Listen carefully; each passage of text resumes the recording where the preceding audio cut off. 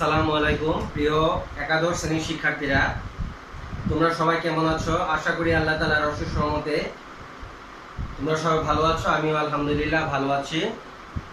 দক্ষিণ Banasree model high school and college কর্তৃক আয়োজিত এই অনলাইন ক্লাসে তোমাদের সবাইকে স্বাগতম।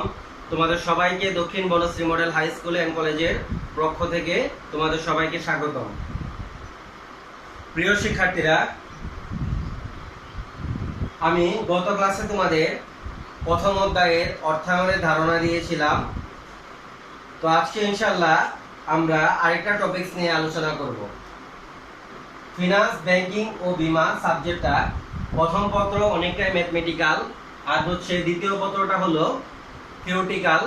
তো এবং প্রথম পত্রের প্রথম দুইটা অধ্যায় হলো থিওরিটিক্যাল। এই অধ্যায়ে আমি থিওরিটিক্যাল আলোচনা করছি। আশা করি তোমরা মনোযোগ দিয়ে ক্লাস করবে। আজকে আমার আলোচনার টপিকস হচ্ছে অর্থায়নের ক্রমবিকাশ। অর্থায়নের ক্রমবিকাশ।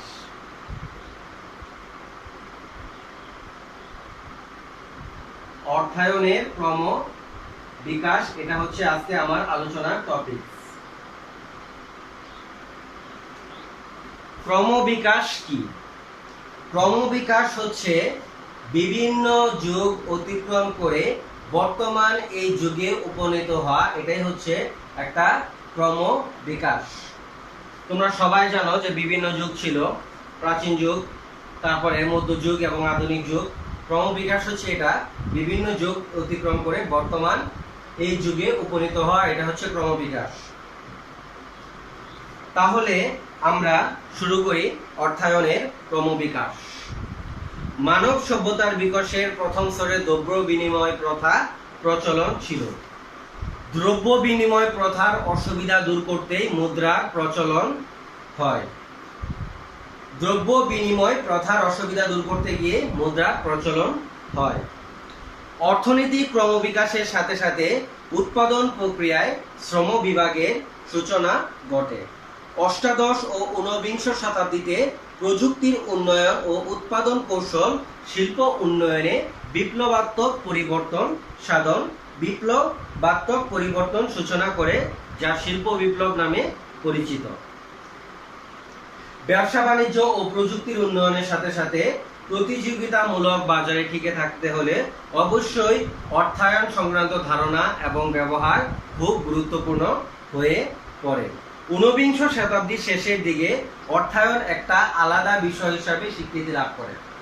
অর্থাৎ ঊনবিংশ শতাব্দীর আগে অর্থায়ন কোনো আলাদা বা ফিনান্স এটা আলাদা কোনো বিষয় ছিল না। ঊনবিংশ শতাব্দীতে এটা অর্থায়ন আলাদা বিষয় হিসাবে স্বীকৃত লাভ করে।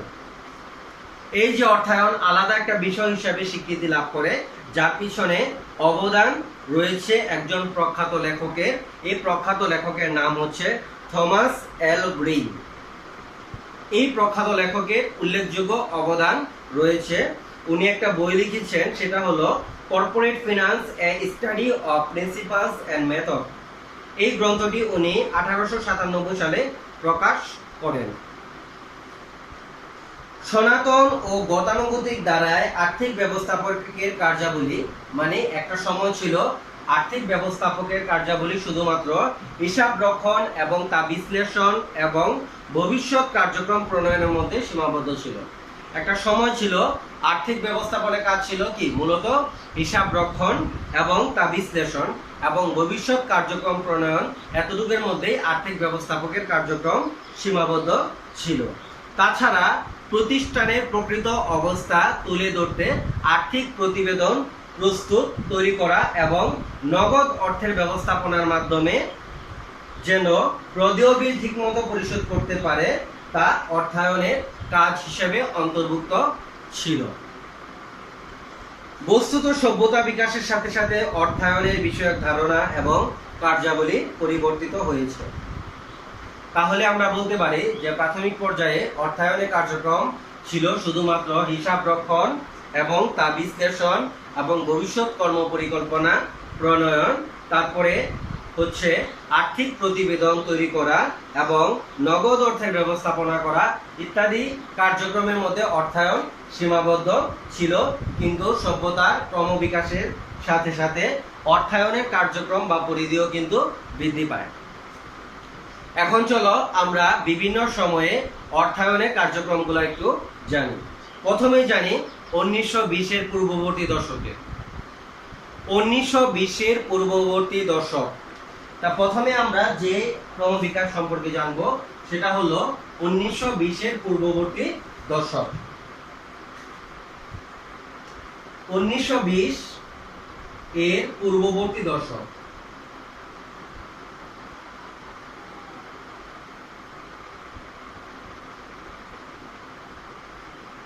সম্পর্কে প্রথমে আমরা জানবো 1920-এর পূর্ববর্তী দশকে অর্থায়ন কিরকম ছিল। 1890 থেকে 1905 সালে যুক্তরাষ্ট্রে কোম্পানিগুলোর মধ্যে একত্রীকরণ প্রক্রিয়া ব্যাপকভাবে শুরু হয়। তার মানে ওই দশকে একটা উল্লেখযোগ্য পয়েন্ট ছিল, সেটা হলো একত্রীকরণ প্রক্রিয়া। একত্রীকরণ প্রক্রিয়া এই পর্যায়ে ছিল। আমরা যদি বিশ্লেষণ করি 1920-এর পূর্ববর্তী দশকে, তাহলে আমরা দেখব যে একত্রীকরণ প্রক্রিয়া ব্যাপকভাবে শুরু হয়। একত্রীকরণ প্রক্রিয়া কি? একত্রীকরণ প্রক্রিয়া হচ্ছে ছোট ছোট প্রতিষ্ঠানগুলো বড় বড় প্রতিষ্ঠানের সাথে একীভূত হওয়া, এটাই ছিল একত্রীকরণ প্রক্রিয়া। যে ছোট ছোট কোম্পানিগুলো বড় বড় কোম্পানির সাথে একীভূত হতো, এটা হলো একত্রীকরণ প্রক্রিয়া। এই একত্রীকরণের একটা উদ্দেশ্য ছিল। এই একত্রীকরণের উদ্দেশ্য ছিল হলো সেটা হলো স্থায়ী খরচ কমিয়ে বাজারে একটা শক্ত অবস্থান তৈরি করা ছিল একত্রীকরণের উদ্দেশ্য। তোমরা যদি দেখো 1901 সালের দিকে ইউএস স্টিল কোম্পানি গঠিত হয় এবং তৎকালীন যুক্তরাষ্ট্রের বাজারে স্টিল উৎপাদনের 67% নিয়ন্ত্রণ করত ইউএস স্টিল কোম্পানি। আরো 360টা একীভূত প্রতিষ্ঠান কিন্তু তখন ছিল। ইউএস স্টিল কোম্পানি ছাড়াও একীভূত কোম্পানির মধ্যে ডুপয়েন্ট কোম্পানি, জেনারেল ইলেকট্রিক কোম্পানি ইত্যাদি যুক্তরাষ্ট্রের বাজারে শক্ত অবস্থান তৈরি করেছিল। আর্থিক বিশ্লেষণের মাধ্যমে কোনো কোম্পানির সাথে কোন কোম্পানির একত্রীকরণ করলে প্রতিষ্ঠান লাভজনক হবে এই বিষয়ে দিক নির্দেশনা দিত আর্থিক ব্যবস্থাপকগণ। তখন যারা আর্থিক ব্যবস্থাপক ছিল তাদের অন্যতম একটা কাজ ছিল, সেটা হলো আর্থিক বিবরণী বিশ্লেষণের মাধ্যমে কোন কোম্পানির সাথে কোন কোম্পানি একীভূত হবে এই সংক্রান্ত একটা ধারণা দেওয়া।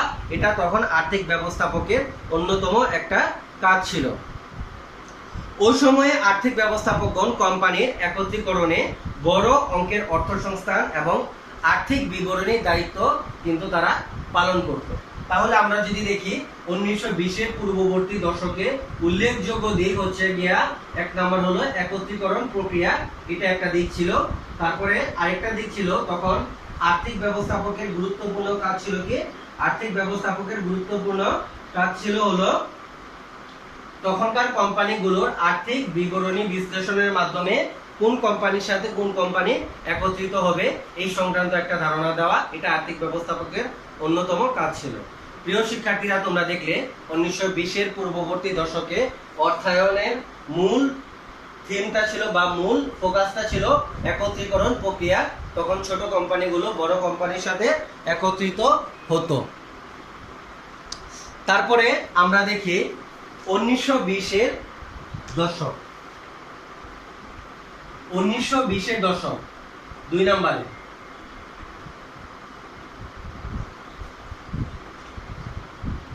আমরা যেটা দেখি সেটা হলো 1920-এর দশক।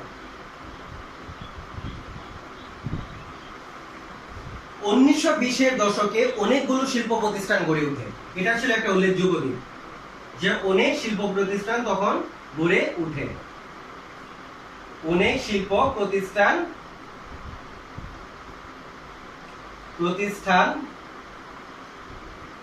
গড়ে ওঠে।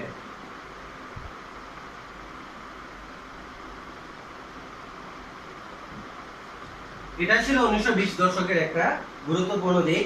অনেকগুলো শিল্প প্রতিষ্ঠান গড়ে ওঠে। আবার অনেকগুলো প্রতিষ্ঠানে বিক্রয় সর্বোচ্চ মাত্রায়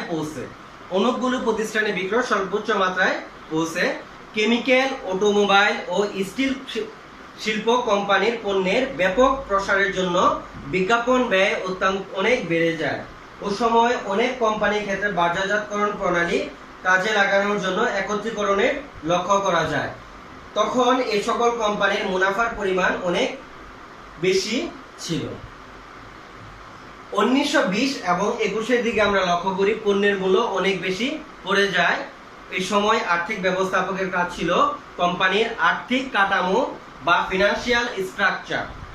ওই সময় আর্থিক ব্যবস্থাপকের উল্লেখযোগ্য কাজ ছিল কোম্পানির আর্থিক কাঠামো বা ফিনান্সিয়াল স্ট্রাকচার ও তারল্য ব্যবস্থাপনার দিকে বেশি গুরুত্ব প্রদান করা। তাহলে আমরা দেখলাম 1920 দশকের উল্লেখযোগ্য ছিল অনেক শিল্প প্রতিষ্ঠান গড়ে ওঠা। তখন বিক্রয়ের মাত্রা সর্বোচ্চ পর্যায়ে পৌঁছে যায়। তখন কেমিক্যাল, অটোমোবাইল এবং বিভিন্ন স্টিল শিল্প কোম্পানির গড়ে ওঠে এবং এইসব কোম্পানির প্রসারের জন্য বিজ্ঞাপন ব্যয় অনেক বেড়ে যায়। তখন আর্থিক ব্যবস্থাপকের কাজ ছিল কি?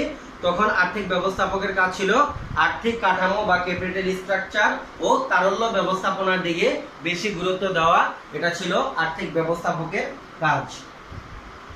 প্রিয় শিক্ষার্থীরা, আশা করি তোমরা বুঝতে পেরেছ। এখন আমরা দেখি 1930-এর দশকে আর্থিক ব্যবস্থাপকের কাজ ছিল কি? 1930-এর দশকে আর্থিক ব্যবস্থাপকের কাজ ছিল কি? 1929 সালের 29শে অক্টোবর যুক্তরাষ্ট্রের শেয়ার বাজারে ধস নামে, যেটা ব্ল্যাক টুয়েসডে নামে পরিচিত। তাহলে তখনকার উল্লেখযোগ্য ঘটনা 1 নাম্বার ছিল শেয়ার বাজারে ধস নামা।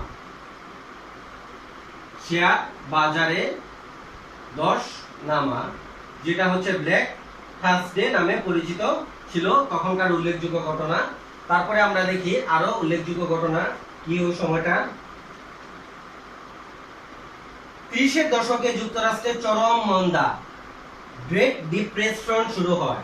তার মানে চরম অর্থনৈতিক মন্দা শুরু হয় ওই সময়টাতে যুক্তরাষ্ট্রে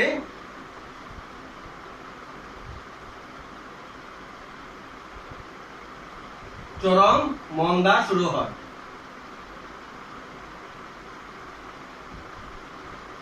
তখনকার আরেকটা উল্লেখযোগ্য ঘটনা, যুক্তরাষ্ট্রে চরম অর্থনৈতিক মন্দা শুরু হয়, যেটা গ্রেট ডিপ্রেশন নামে পরিচিত। একটা উদাহরণ দিলে তোমরা বুঝতে পারবে তখন অর্থনৈতিক মন্দা কিরকম পর্যায়ে পড়েছিল। একটু আগে কিন্তু আমি ইউএস স্টিল কোম্পানি সম্পর্কে বলেছি। ইউএস স্টিল কোম্পানির শেয়ারের মূল্য 262 টাকা থেকে 262 টাকা ছিল। ইউএস স্টিল কোম্পানির শেয়ারের মূল্য এটা থেকে মাত্র $21 পরিণত হয়। চিন্তা করো কিরকম অর্থনৈতিক মন্দা। সেটা হলো ইউএস স্টিল কোম্পানির শেয়ারের দাম $262 থেকে $21 রূপান্তর হয় এবং জেনারেল মোটরস কোম্পানির শেয়ারের মূল্য প্রায় 92 টাকা থেকে $60 নেমে আসে। তাহলে তোমরা বুঝতে পারলে যে কিরকম অর্থনৈতিক মন্দা তখন চালু ছিল। প্রায় 9000 ব্যাংক দেউলিয়া হয়ে যায়। ওই সময়টাতে প্রায় 9000 ব্যাংক দেউলিয়া হয়ে যায়। যুক্তরাষ্ট্রে শিল্পের উৎপাদন 46% কমে যায়। 1929 থেকে 1932 সালের মধ্যে বেকারত্বের হার 3.2 থেকে বৃদ্ধি পেয়ে দাঁড়ায় 25%। আগের দশকে একীভূত অনেক কোম্পানি দেউলিয়া হয়ে পড়ে। তোমরা দেখেছিলে আগের দশকে অনেক কোম্পানি একীভূত হয়েছে, এসব কোম্পানিগুলো কিন্তু দেউলিয়া হয়ে যায়। এমন অবস্থায় ব্যবসা প্রতিষ্ঠানগুলো পুনর্গঠন করে কিভাবে দেউলিয়ার হাত থেকে রক্ষা করবে এই ব্যাপারে আর্থিক ব্যবস্থাপকের বিশেষ দায়িত্ব পালন করতে হয়। কিভাবে, যেহেতু চরম অর্থনৈতিক মন্দা, অনেকগুলো কোম্পানি দেউলিয়া হয়ে যায়, সুতরাং দেউলিয়াতের হাত থেকে রক্ষা করে কিভাবে কোম্পানিগুলোকে বাঁচানো যায়, এটাই ছিল আর্থিক ব্যবস্থাপকের একটা গুরুত্বপূর্ণ দায়িত্ব। এই জন্য দুর্বল আর্থিক কাঠামো এবং অধিক পরিমাণে ঋণ মূলধন ব্যবহারকে চিহ্নিত করা হয়। আর্থিক ব্যবস্থাপকগণ যে সমস্যাটা, অর্থনৈতিক মন্দার পিছে যে সমস্যাটা তারা উদ্ভাবন করেছিল, এটা হলো দুর্বল আর্থিক কাঠামো, এটা হচ্ছে এক। আর দ্বিতীয় ছিল হচ্ছে আর্থিক ব্যবস্থাপকের অধিক পরিমাণ ঋণ মূলধন ব্যবহার করা। বিশেষ করে শেয়ার বিক্রির মাধ্যমে অর্থায়নের প্রয়োজন দেখা দেয়। এ সময় সিকিউরিটি ইস্যু এবং ট্রেডিংসের ক্ষেত্রে তদারকি বাড়ানো হয়। শেয়ার বাজারে নিয়ন্ত্রণের জন্য সিকিউরিটিজ অ্যান্ড এক্সচেঞ্জ কমিশন আইন 1933 পাস হয় ওই দশকে। তাহলে আরেকটা উল্লেখযোগ্য ঘটনা হচ্ছে ওই দশকে সিকিউরিটি অ্যান্ড এক্সচেঞ্জ কমিশন আইন 1933 সালে পাস হওয়া। প্রিয় শিক্ষার্থীরা, আশা করি তোমরা বুঝতে পেরেছ। আজকে আমরা 1930 দশক পর্যন্ত উল্লেখযোগ্য ঘটনা নিয়ে আলোচনা করলাম। ইনশাআল্লাহ পরবর্তী ক্লাসে তোমাদের সাথে আবার দেখা হবে অন্য টপিকস নিয়ে, পরবর্তী দশকগুলো নিয়ে। সেই পর্যন্ত তোমরা সবাই ভালো থাকবে।